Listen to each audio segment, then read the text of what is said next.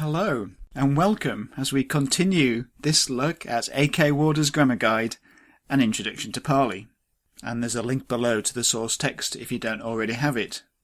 Today we're looking at Lesson 11, Adjectives in Pali. This is Pali Studies on the Learn Pali channel. We've actually been touching on adjectives for some time now, when we looked at pronominal adjectives and verbal adjectives in the form of participles. Now we're going to look at what we might term ordinary adjectives.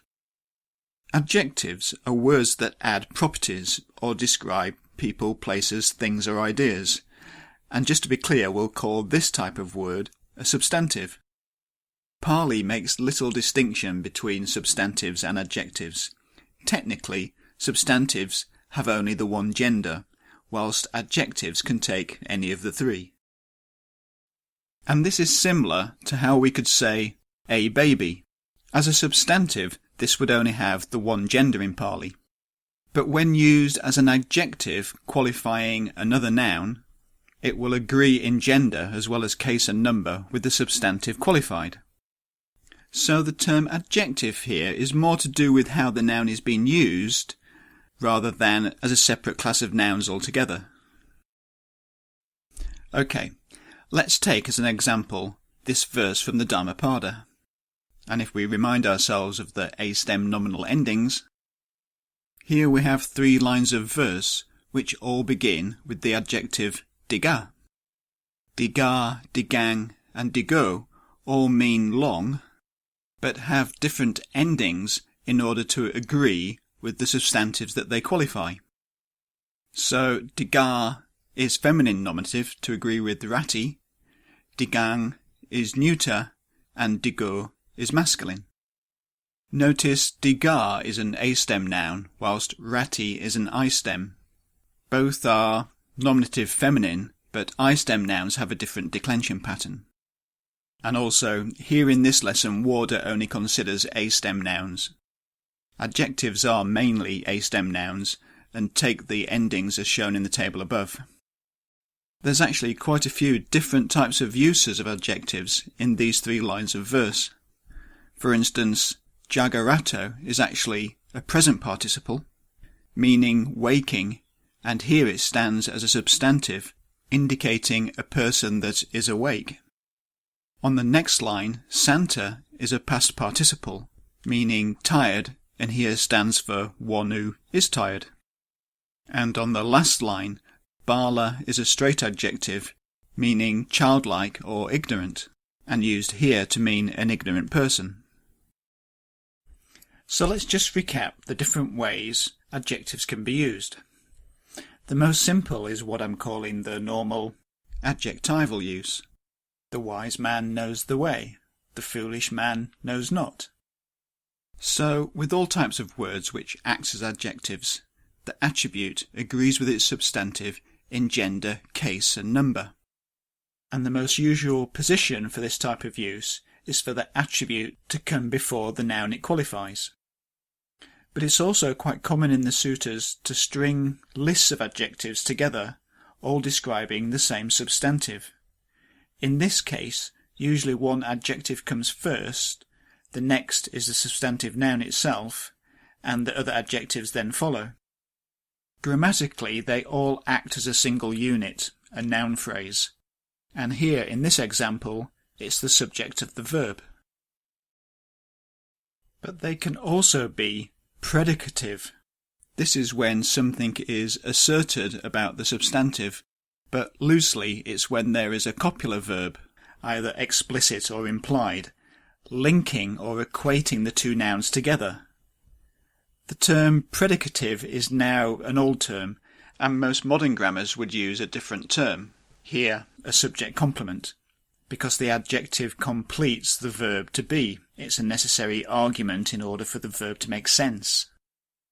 And in this type of use, the most usual position for the adjective is following its substantive.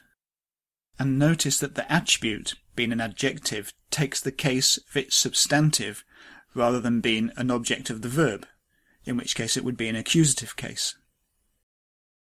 Similar to this, the adjective can be appositional. This is like a combination of the adjectival and the predicative use.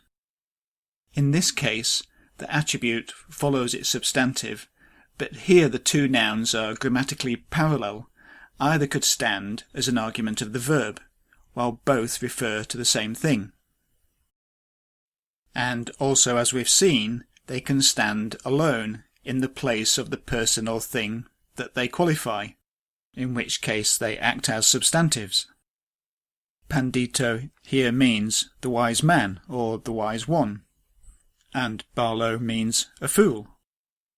And this use as a substantive is especially true of the neuter gender, when adjectives tend to act like abstract nouns.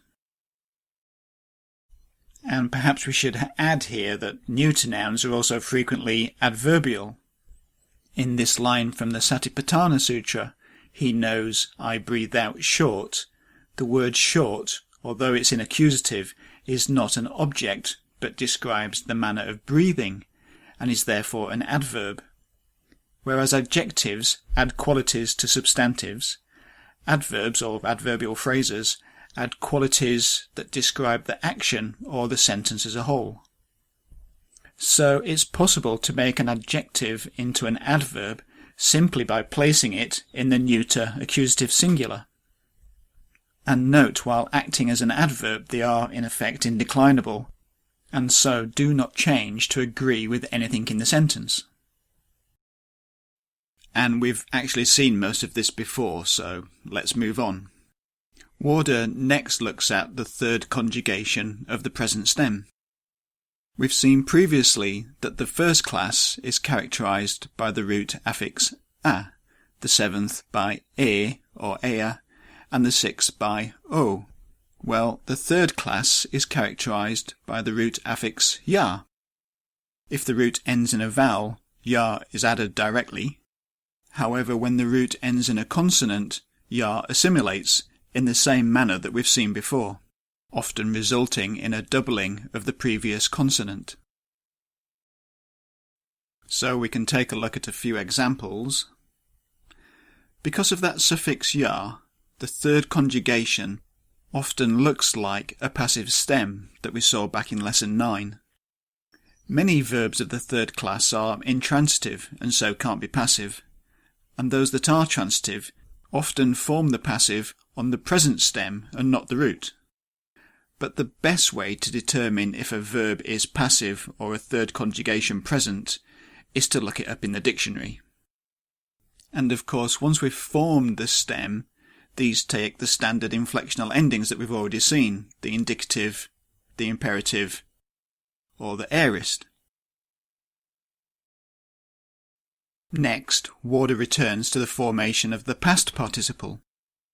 While most past participles are formed by adding the affix ta to either the root or the present stem, some roots can also take the affix na. And this is especially true for roots ending in a long I or a long U, when it's added directly. A few roots in long A take na with the insertion of a joining I, whilst roots ending in a d or a r may take na directly, which then assimilates and duplicates the n sound. And with roots ending in a j or a g, this results in a double g. Of course, these then all decline, like A-stem nouns. Finally, Warder details the irregular aorist or past tense forms of the verb roots dis and gam. Although Warder presents these as irregular forms, I think the first form is an example of what some grammar guides call the thematic or aorist. This form of aorist generally takes the augment prefix, and you may wish to recap the aorist forms that we saw back in lesson 4. Now, this form only occurs on verbal roots, and is so called because an affix a is added to the root before a specific set of aorist personal endings are applied. But most guides merge these down to one set of endings for simplicity. The reason to break down the table in this way is to understand why the second paradigm that Warder gives labels some of the entries as double inflections. So hopefully now you can see that the second paradigm that Warder gives for the verb gam has compounded forms, at least for the singular endings. Note how that thematic A vowel is inserted before the S-based aorist endings that we saw in Lesson 4. One word of caution here, grammar guides vary greatly on how they slice up the various aorist forms, so this is just one method of presentation. Thankfully, the so-called aorist endings aren't that common except for these particular verbs, so it's possibly best just to memorize these. And we finish with exercise 11.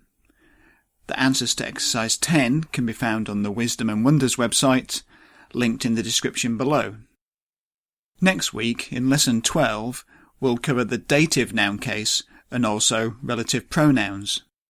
These are actually quite big subjects, and I might have to split them across 2 tutorials, but let's see how I go.